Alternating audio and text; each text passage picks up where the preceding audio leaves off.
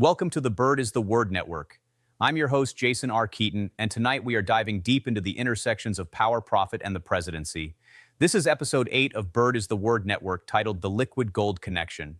Good evening. Tonight we're following the money. Specifically the thick, black, expensive kind that has greased the wheels of American politics for decades.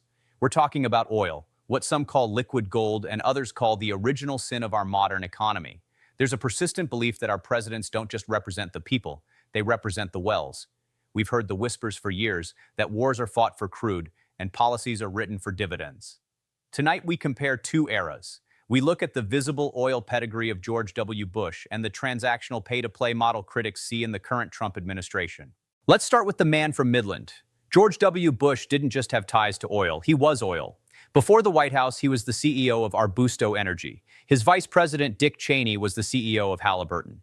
When the 2003 invasion of Iraq happened, the optics were, to put it mildly, damning. We were told it was about weapons of mass destruction, but the statistics tell a story of a different kind of reconstruction. By the time the dust settled, the Iraq War had cost the American taxpayer over $1.9 trillion, according to the Brown University Costs of War project. Some estimates, including interest and veteran care, push that toward $3 trillion.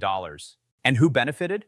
While the war cost us trillions, the big five oil companies ExxonMobil, Chevron, BP, Shell, and ConocoPhillips saw record-breaking profits during the Bush years, totaling over $1 trillion between 2001 and 2008. The ethics here are staggering. We sent 1.5 million American troops into a conflict where the primary stabilized asset was a country with the world's second-largest proven oil reserves. Critics argue this wasn't just policy, it was a hostile takeover funded by your tax dollars and the lives of service members. Now let's pivot to today. Donald Trump isn't a wildcatter like Bush. He's a real estate man, but he knows a good deal when he sees one. During the 2024 campaign, reports surfaced of a high-stakes dinner at Mar-a-Lago where Trump reportedly asked oil executives for $1 billion in donations, promising to scrap environmental rules on day one. He didn't get the full billion, but he got a lot. According to Open Secrets and Climate Power, the industry poured nearly $450 million into the 2024 cycle through direct donations, super PACs, and dark money lobbying. Since taking office in 2025, the return on investment for those donors has been swift. In his first 100 days, the Trump administration took over 140 actions to undo environmental protections. His signature working families tax cut included the Energy Dominance Financing Program, which handed the oil and gas sector an estimated $18 billion in tax incentives while gutting credits for wind and solar.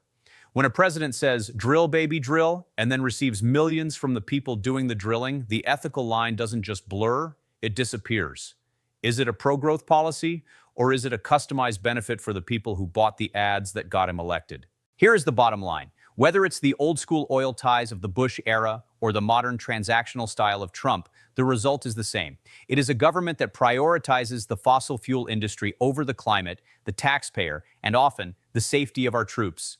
When our foreign policy is dictated by the need to protect liquid gold, we aren't just paying at the pump. We're paying with our democratic integrity. I'm Jason R. Keeton, and that's the word.